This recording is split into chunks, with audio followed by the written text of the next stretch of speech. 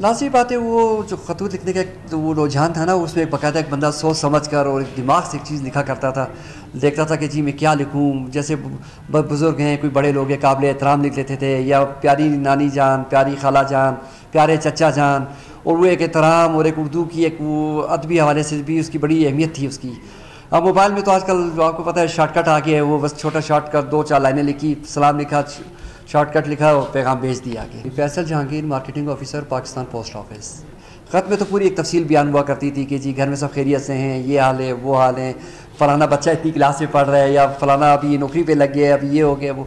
एक पुराना दौर था, लोग फिर आते थे, ख़त भिजवाते थे, लाइन लगी होती थी लोगों की, लोग फिर एक हफ़्ता नहीं गुजरता था, एक हफ़्ते के फ़ौरन बाद उनको इंतज़ार होता था कि अभी मेरे ख़त का जवाब आएगा।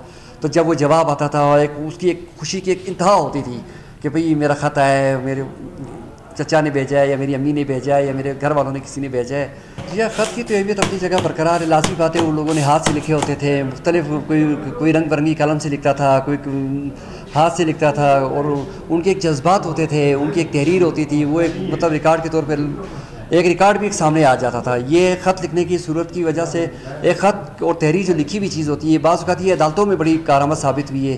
किसी ने किसी को कोई चीज़ लिख कर भेज दी कि जी मेरी वसीयत है और मेरा ये आज के बाद मेरा मतलब जो भी मामलात होंगे ये बंदा देखेगा, या ये मेरा बेटा है, या मेरा मामू है, या मेरा चचा है, जो भी है, उसके हवाले से उसने कोई 2 अल्फाज लिख कर भेज दिए। कल को वो मामलात पे अगर वो अदालती सतह पर कभी कोई जायदाद के केस पहुँचे हैं तो वो खतूत दिखा कर लोगों ने अपने उसको वजाहत कर ली है, उससे उसको क्लियरिफिकेशन हो गई है। वक्त के साथ साथ जदीद टेक्नोलॉजी आ गई है, मोबाइल आ गया है, कंप्यूटर आ गया है, इंटरनेट आ गया है। मोबाइल के आने से ये हुआ है कि जो ख़त लिखने की जगह थी वो मोबाइल की मैसेज ले लेती है, तो इस वजह से अभी लोगों का ख़त लिखने का रुझान जो है ना कम हो गया है, और मोबाइल से लोग अपना पैगामात वगैरह भिजवा देते हैं और अपने एक दूसरे का जो भी मामलात होते हैं वो डिस्कस कर लेते हैं। पुराने वक्तों में लोग जो है ना ख़त लिखते थे, ख़तों की दावत हुआ करती थी, लोग बड़ा बेचैनी से इंतज़ार किया करते थे कि जी अभी हमने ख़त लिखा है, ख़त का जवाब आएगा।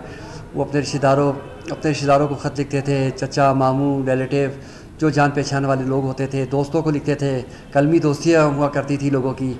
तो जब ख़त जाता था तो फिर वापसी में लोगों को लाज़मी बात है उसका इंतज़ार होता था कि हमारा जवाब आएगा ख़त का।